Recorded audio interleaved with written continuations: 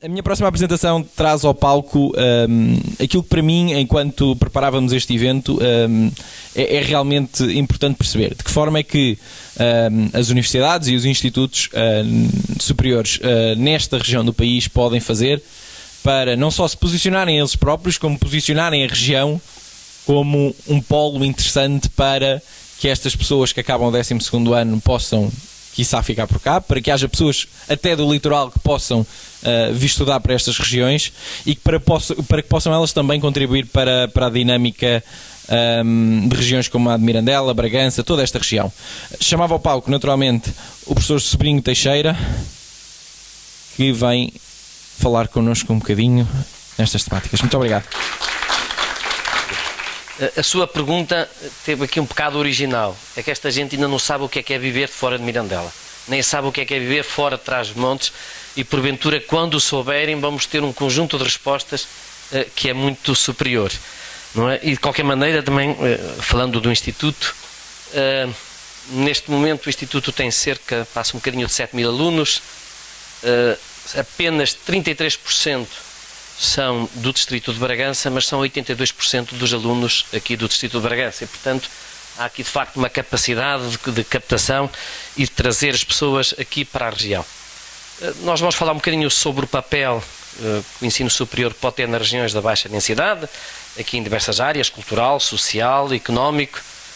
E eu gostava, antes de mais, de fazer também um bocadinho uma reflexão histórica sobre como é que foi a evolução e o papel do ensino superior, numa altura em que se fala muito também do que é que hoje o ensino superior vale para uma pessoa que se qualifica, para um licenciado, da questão do emprego associado ao próprio ensino superior e daquilo que foi essa visão e, porventura, deste parto que temos que fazer entre o passado e o futuro e para que é que serve o ensino superior no passado e para que é que serve hoje a um licenciado ter ensino superior. Se nós recuarmos um bocadinho da história, no tempo do Estado Novo, nós tínhamos apenas 3 universidades e poderíamos dizer que o papel do ensino superior nessa altura era sobretudo ter um conjunto de massa crítica suficiente para alimentar a máquina administrativa do Estado. Não havia uma visão de que o ensino superior podia ser de facto um fator determinante para o progresso e evolução do país. Aliás, nesse tempo, pessoas cultas eram pessoas contestatárias. E, portanto, o melhor era, de facto, ter um país rural, fechado sobre si mesmo, um país que era, ao fim e ao cabo, um país hermético, sem, com uma analfabetização social tremenda. Se quisermos, olhando para o passado, eu recordo-me de ser aqui de uma aldeia, de Pereira, e de haver um conjunto de rapazes que comigo partilhavam a adolescência, a infância. O horizonte deles era o concelho para norte, e a aldeia mais próxima, que era o Franco, 3 km para sul. Se quiséssemos, ao mesmo tempo, há aqui um paradoxo que é o conhecimento que essas pessoas tinham para um mundo tão fechado e tão hermético como era nessa altura, se calhar era um conhecimento suficiente, porque ele limitava-se a 23 km de longitude. Era um bocadinho como, se quisermos também ainda hoje, os índios da Amazónia. Nós quisermos ver os índios da Amazónia são alfabetos em relação ao mundo que o rodeia. Alfabetos quer dizer que conhecem, mas conhecem em relação a um mundo que é um mundo muito limitado. Um mundo que é adiabático, isto é, um mundo que não comunica com o exterior. E, portanto, como eu vos dizia, isto aqui, nós temos, aqui o resultado foi uma analfabetização social, tínhamos pouquíssimas pessoas licenciadas, e ainda por cima com uma posição perversa do que era ser licenciado. Já nessa altura, com tão pouca gente qualificada, nós dizíamos que nós éramos um país dos doutores. Porque normalmente, quando se tem muito poucos, como nós tínhamos, o ser-se doutor nessa altura representava uma carta de alforria, que era uma carta de alforria que permitia, pelo facto apenas de sermos licenciados, sermos doutores, permitia ter um bom estatuto social, tinha um bom emprego, tinha um bom salário e, porventura, nem era preciso trabalhar muito. Isso vinha pelo direito da carta de alforria de quem era licenciado. O conhecimento associado à obtenção de um grau não era determinante nessa altura. Não era uma coisa que era assim tão importante. Daí que muitas das pessoas que são mais ou menos da minha idade ainda ouviam aquilo que muitas vezes os pais, a família dizia relativamente aos mais jovens. O melhor património que se pode dar a um filho é um curso, e é verdade, mas por outra razão, ou o que interessa é o canudo. Esta frase é assassina, que era uma frase verdadeira. O que interessa é o canudo. Ou seja, não interessava o conhecimento, interessava um diploma esse que ia permitir uma carta de alforria, que é a carta de alforria, com todas aquelas benesses que eu próprio vos falei.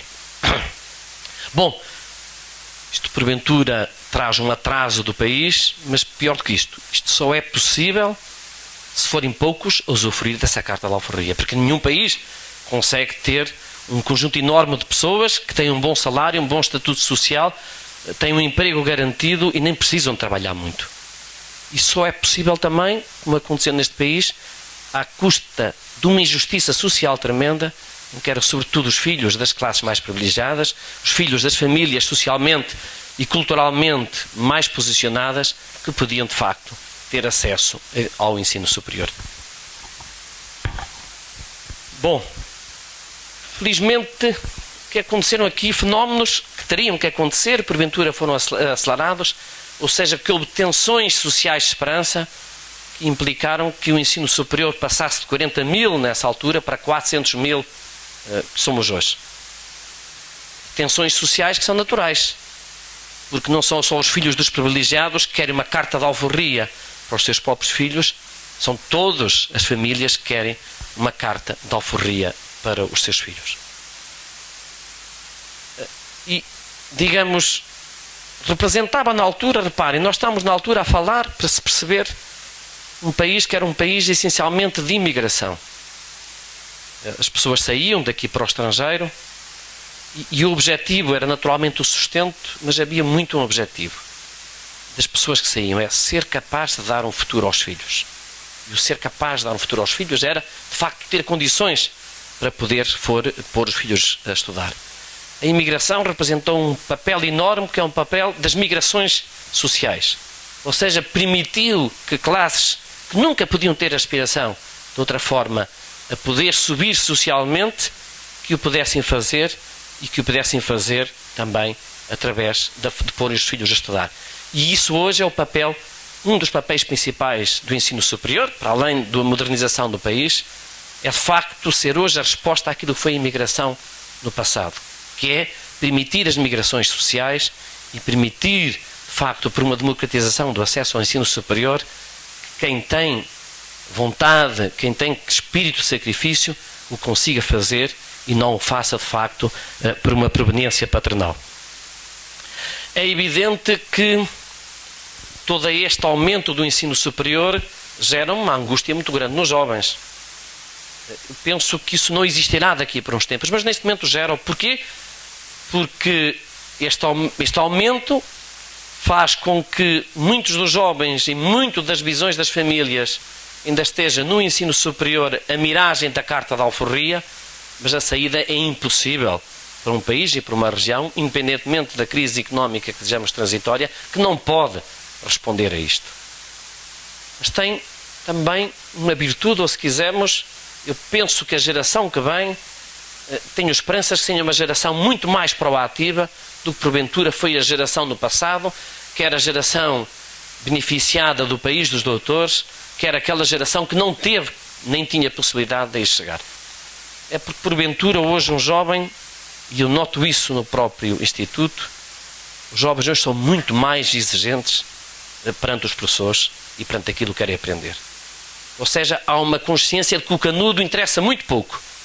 O que interessa é a qualificação que eu vou obter com o canudo. As competências que eu vou conseguir fazer, de facto, com o canudo. No passado, muitas vezes nós perguntávamos, uma pessoa que passava, o que é que faz aquela pessoa? E a resposta não era o que ela fazia. Uma resposta, às vezes, era uma resposta, é doutor, dentro daquela miragem que vos falei. Eu hoje acho, no futuro, ninguém vai responder dessa maneira. Vão responder, a pessoa faz isto, faz aquilo e parece que tem este ou aquele curso, esta ou aquela formação. Portanto, ao mesmo tempo, este aumento do ensino superior teve aqui o benefício de levar a uma consciência de aprendizagem e de obtenção de qualificação por parte dos jovens, para além de facto, cumprir essa missão de migração social e de igualdade social entre os portugueses. Se nós olharmos nas próprias funções do Estado e na evolução que as funções do Estado tiveram ao longo dos anos, os Estados, quando foram criados, uma das primeiras razões era, de facto, a defesa coletiva dessa população, o exercício da autoridade, a aplicação da justiça, mais recentemente, a divisão dos rendimentos através da cobrança de impostos e dos benefícios do próprio Estado social. E eu hoje acho que uma das funções principais do Estado é garantir o exercício à cidadania dos cidadãos. Isso é uma das funções mais importantes. Um cidadão que sabe aquilo que tem direito e sabe os seus deveres. Nós podemos estar a falar de pessoas ermitas que podem ter um conjunto grande, se quisermos, de notas debaixo de um colchão. São pessoas que não comunicam com a sociedade atual. E, portanto, o direito ao exercício da cidadania é uma das funções principais e que só é conseguido de uma maneira: garantindo aos cidadãos o direito ao acesso à cultura, que neste momento é essencialmente garantido pela democratização no acesso ao ensino superior. Por isso, uma das respostas da importância que o ensino superior tem e da rede que o ensino superior tem neste momento em todo o país. Podemos dizer que é o maior património de obra do pós-25 de Abril, é de facto esta rede de ensino superior, para aquilo que permite em termos de desenvolvimento, mas pela condição de igualdade que permite entre, de facto, os jovens do nosso próprio país.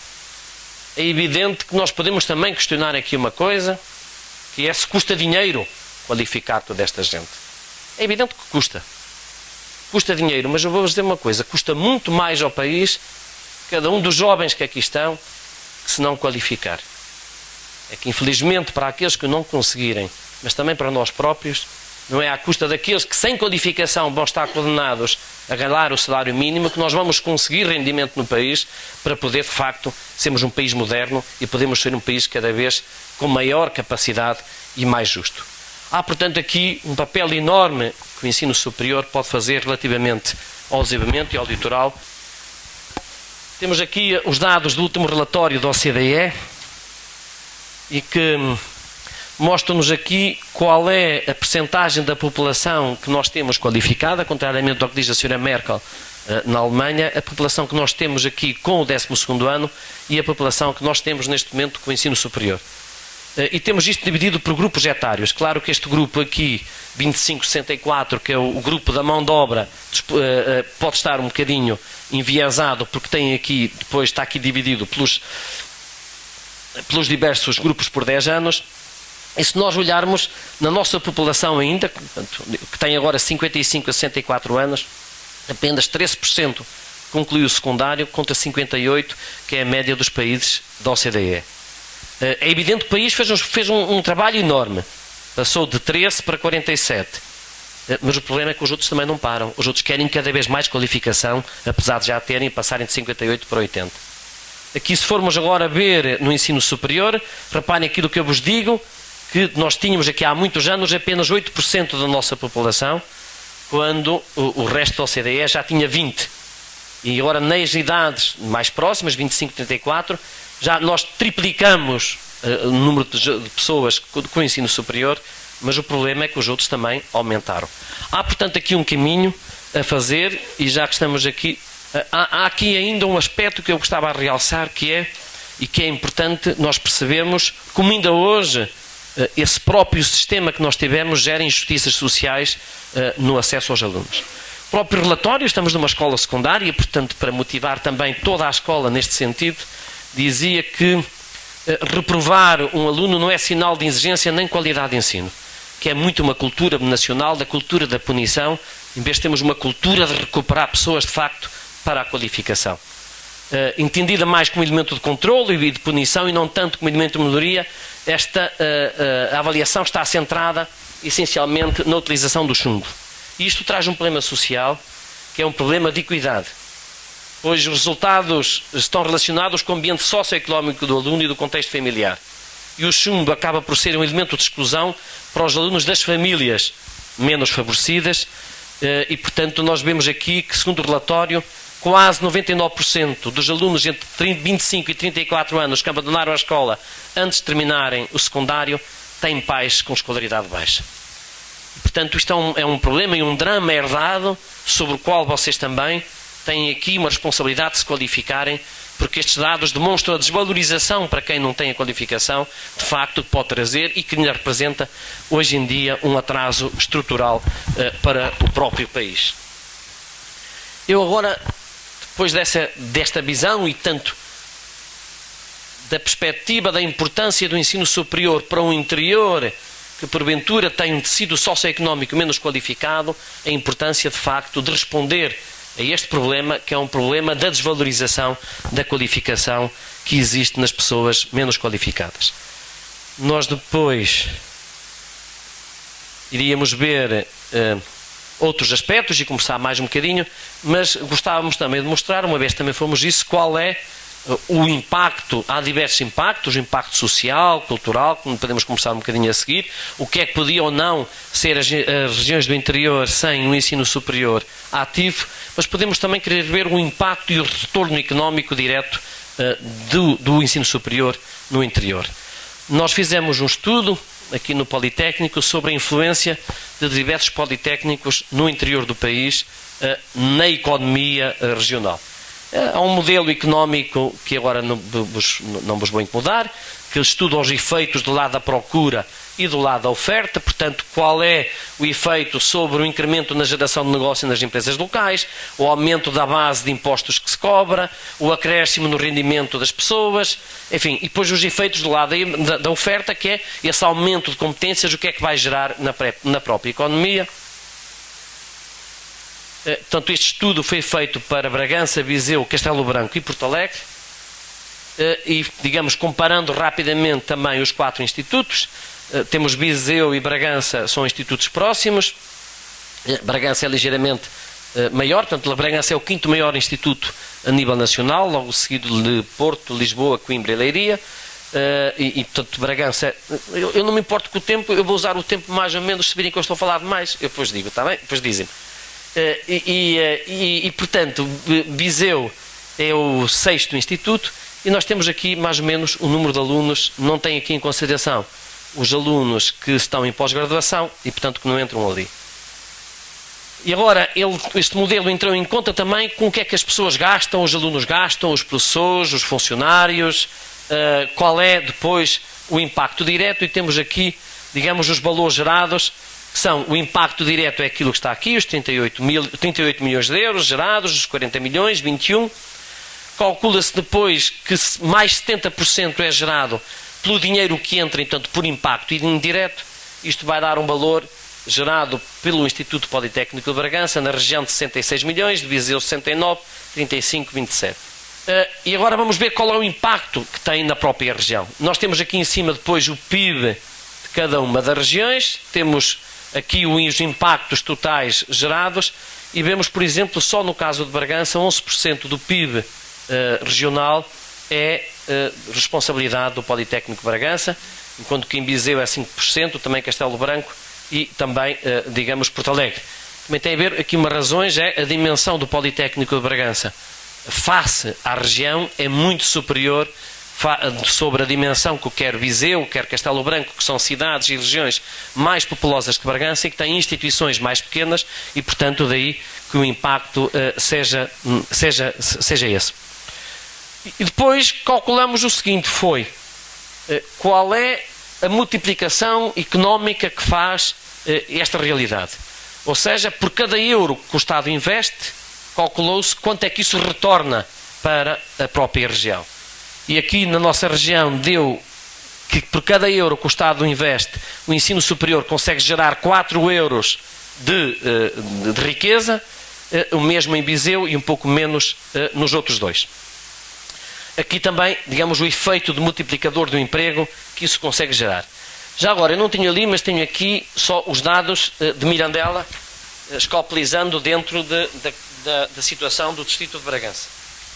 E enquanto que nós temos ali que a atividade económica gerada é de 4,13 para o IPB, Se eu agora vir isso relativamente àquilo que é para dentro da região, em Bragança geramos 4, em Mirandela gera-se 5,1. Ou seja, o retorno para o próprio Estado, para o próprio país, é maior pelo investimento que se faz em Mirandela, esse é um aspecto importante, sobre aquilo que se faz em Bragança. E porquê? Também porque, tendo o Politécnico aqui, face ao próprio Conselho, uma dimensão que é uma dimensão que não é comparável à Bragança, o influxo que se faz aqui gera aqui um multiplicador de riqueza muito maior. Esses dados foram depois comparados com dados do litoral e, digamos, a relação é cerca de 2,6 vezes mais o investimento que é feito no ensino superior no interior, em termos de retorno para o próprio país, face ao litoral. Portanto, no litoral, estes valores andam à volta de 1,5 a 1,7, ou seja, nós demonstramos, através deste estudo, e foi uma tese de doutoramento de uma docente do IPB, mas que foi orientada por um professor da Universidade do Porto e por outro da Universidade do Minho, portanto é um estudo isento, mas que mostrou exatamente isso, ou seja, nos territórios de baixa densidade, como há uma depressão económica maior, o influxo dos dinheiros públicos que há no ensino superior gera uma riqueza para o próprio país que é muito superior àquela que é gerada no litoral. E agora eu gostava de vos mostrar este gráfico, que é para ir passando a palavra, porque muitas vezes há aqui uma percepção de que esta rede de ensino superior, tão espalhada, é uma rede muito onerosa, custa muito, pode ou não custar muito ao país, que o melhor era porventura extinguir algumas das instituições do interior, que algumas até têm menos alunos e, portanto, poupar-se-ia aqui um dinheiro muito grande se fosse assim. E então o que eu vos mostro aqui é a percentagem do orçamento do ensino superior, isto dá 100%, a percentagem que cada instituição tem do bolo total do ensino superior. Temos aqui, por exemplo, a Universidade dos Açores tem 1,4% do total do orçamento do ensino superior, o Politécnico de Bragança tem 1,8%. Portanto, se eu agora somar aquilo que é a percentagem dos 7 institutos do interior, uma vez que me pediram para falar do interior, que é o que está aqui, isso dá 9,1%. Portanto, eu gostava que tivessem conhecimento destes dados, sobretudo mais as pessoas que têm alguma capacidade de intervenção política, também é bom que o conheçam. Ou seja, os 7 politécnicos do interior custam menos de 10% sobre aquilo que é o custo total do ensino superior no país, embora tenham cerca de 10,1% do total de alunos, porque conseguimos gerar aqui sinergias maiores e, portanto, maior comunicação, portanto, uma poupança acrescida. Mas mesmo em termos de alunos, portanto, isto é um esforço que eu diria que é um esforço que é residual para o país de ter apenas 9% sobre aquilo que é o sistema politécnico no interior. Devo dizer que nesta crise económica, só num ano o ensino superior reduziu 8,4%. Portanto, a redução que foi acomodada pelas universidades e politécnicos foi mais ou menos aquele dinheiro que se gasta anualmente com o ensino superior no interior. Se eu somar todo o interior, e portanto estou aqui a somar os politécnicos, mais a Universidade de Évora, da Beira Interior e o TAD, isto dá 17,7%, somando os politécnicos, mais as 3 universidades. Só uma das universidades, a Universidade de Lisboa, gasta tanto como 10 instituições do interior. E, portanto, é preciso agora que se perceba e que se veja, face àquilo que é o retorno para o país, como podemos agora falar mais 2 minutos, se estes 2 homens me deixarem, sobre o retorno que pode haver aqui para o país face a isto. Aliás, se contarmos todas as instituições de ensino superior públicas de Lisboa, elas gastam o dobro, quase, daquilo que gastam as 10 instituições, todo o interior do país, e reparem, é um interior que se aproxima muito grande do litoral. Eu não vou ler, mas só para dizer um artigo que foi publicado por um investigador, José Mendes, sobre as universidades do interior, e que faz a questão, que é uma questão muito prática, que é ou o país quer ou o país não quer. Portanto, ou o país acha que é um esforço muito grande fazer isto, ou o país acha que não é um esforço tão grande. Bom, se agora nós vi aqui a dimensão económica, vejam as outras dimensões. Eu falei ao início essa dimensão da igualdade social na democratização real que representa o ensino superior, na democratização do próprio país, na igualdade das classes, nas migrações sociais que ele permite, indo a aquilatar tensões sociais de esperança entre as diversas famílias. que é extraordinariamente importante, mas vejam também o que representa o ensino superior, o ensino secundário. Ou seja, o que é que seria destas cidades se não tivesse aqui um conjunto de pessoas que pensem, que têm massa crítica, que são capazes de defender a região. Muitos dos quadros que vêm para os diversos organismos vêm de facto ou das escolas secundárias ou do ensino superior, tanto bem de onde é que há gente e pessoas com qualificação que possam responder a essa defesa de facto do que ainda resta do próprio interior. Não seria possível, porventura, a Mirandela ou a Bragança ter um teatro? Não seria possível a Mirandela ter uma série de atividades? São uma série de atividades que não têm retorno apenas para os estudantes que cá estão. Têm retorno para as pessoas que aqui vivem, porque têm uma condição de vida, uma condição de urbanidade muito maior e muito superior. Portanto, eu penso que aqui o papel do ensino superior é um papel a nível do desenvolvimento económico. Podem crer, eu penso que não é segredo, está a ser negociado a vinda de mais uma fábrica da Florécia, que só é possível, e o Sr. Presidente da Câmara sabe, noutras situações só será possível se houver de facto aqui uma capacidade de resposta, ou seja, que exista aqui um conjunto de massa crítica que possa responder a isto. Se não formos capazes de manter isto, de o fazer, olhai que a miséria autoalimenta-se. A miséria é terrível. A miséria traz si a própria miséria. Nós não temos pessoas porque não temos emprego, mas depois também não vamos ter emprego porque não temos pessoas. E, portanto, é uma influência decisiva que temos que ter aqui, de facto, sobre o alicerçar do próprio interior e que nós temos aqui e tem aqui que ser feito. Eu agora, acabou o meu tempo, agora já estamos na conversa, vou continuar a falar. É que o seu tempo já incluía a parte da conversa. Mas só quero dizer uma coisa, polícias generosos, sim. Que é aquilo que falou o diretor, de facto, do agrupamento, que é o problema da demografia. E aqui fica apenas um desafio já para a discussão. E eu tenho praticamente a certeza que nós não vamos resolver o problema da demografia em Portugal e na Europa, porque por mais condições as nossas famílias não vão querer ter, de facto, mais filhos. Hoje em dia, todos nós queremos dar boas condições de vida aos filhos. Isso representa um esforço enorme para as famílias e há algum egoísmo, de facto, a esse respeito. E eu acho que a Europa e Portugal deviam entrar numa política de alguma abertura à imigração.